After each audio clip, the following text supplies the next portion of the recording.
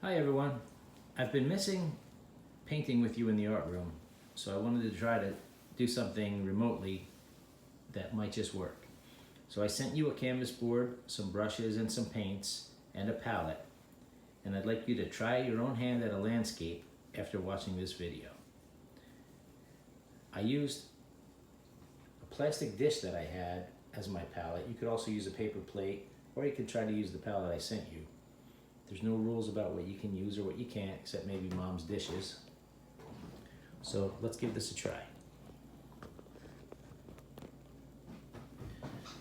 So when I start doing a landscape, I start with the top of the sky first, and we want to always do the things that are farthest away from you first, and then build up on top of them. So I start out, and I'll use a bigger brush, just for speed's sake.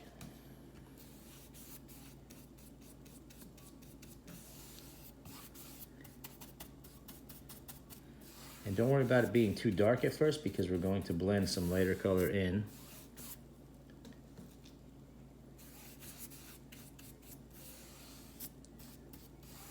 Just like that. And I probably would do 2 coats, but because of the video, I'll just do the 1. Then I go into my white paint,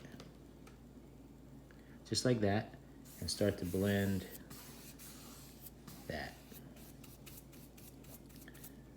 A lot of you have done this before in art. And as long as we keep the paint wet, we can keep blending and get it just so before we stop. You want to try to bring your horizon down at least halfway, maybe even lower. There's no harm in having it all the way to the bottom even, because who knows, if you put in hills and things like that, what will be exposed. And it kind of stinks to have a little V of white in your canvas, in your landscape. So now I blend back up into the blue. And you can stop this at any point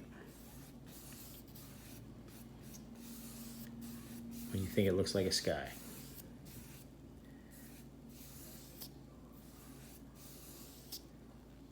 Okay, I'm kind of happy with that.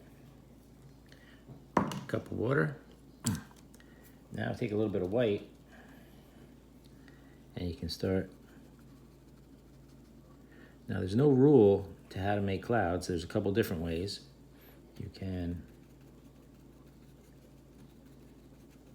just touch the brush into the wet paint. You might notice if you look at the sky, the clouds are usually flat on the bottom. And then you blend it down.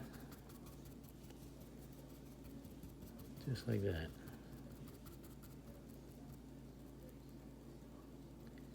Not too terrible of a cloud. Then we can do another one in front to give it some perspective.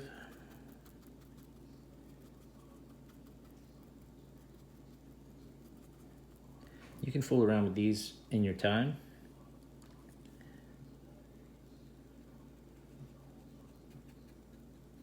I'll just do those. And always notice that the clouds that are closer to you are going to be bigger. The ones that are higher up are farther away, so they should be smaller.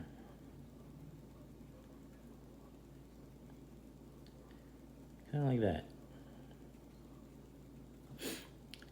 And another thing is, in art, usually groups of 3, odd numbers are better. Even numbers and groups of 4, not so good. So over here, I'll just add an odd number to make it 5 here and 3 there. Sounds crazy, but it's more appealing to the eye. Kind of like that. Okay? So brush through it a little, but you get the idea.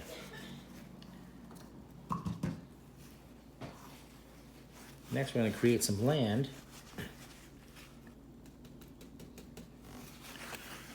And here's where you see how your hills,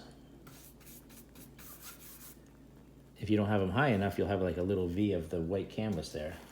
You want to try to avoid that. You can put the hills however you want.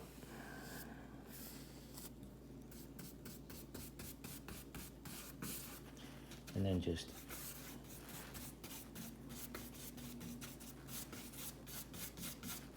and not everybody has the same colors. So if you are heavier on oranges, you could do maybe a sunset landscape.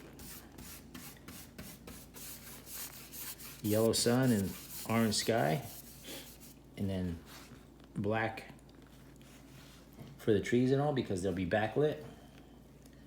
So this will be our hill in the back. This one will be in front, so it comes down like that. And it'll be in front of this one, just like that. Now,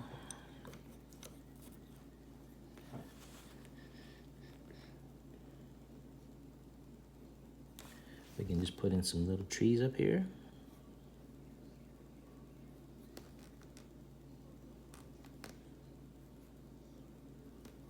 That brush is not too good.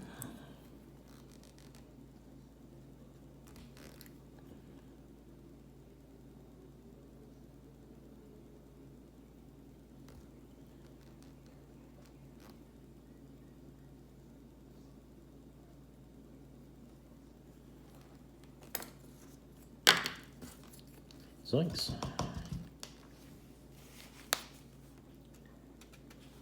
Try some bigger trees. Just mixing a little black and a little green.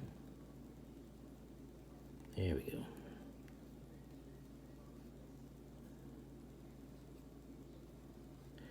And try to remember, not too regular.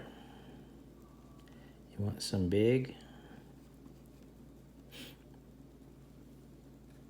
You can have a bunch over here.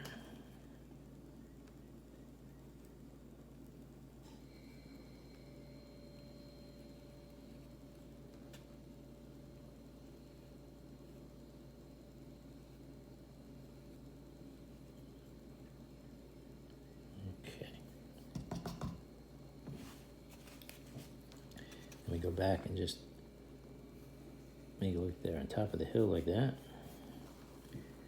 And maybe these two.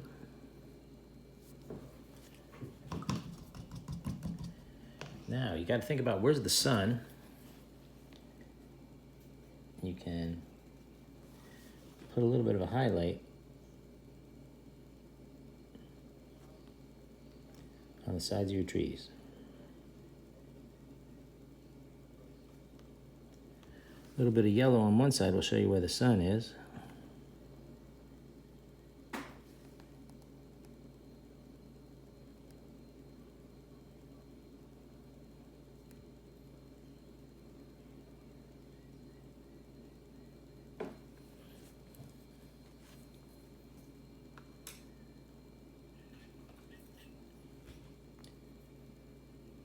And then the same thing here.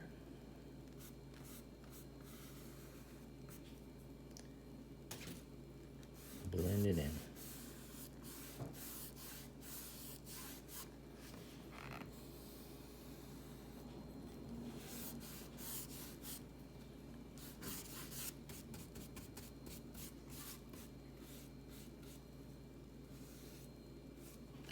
All right, and I'll stop there. That's your background. If you wanted to add a farm or some flowers, you could do that, but that's all we're looking for, just a simple landscape.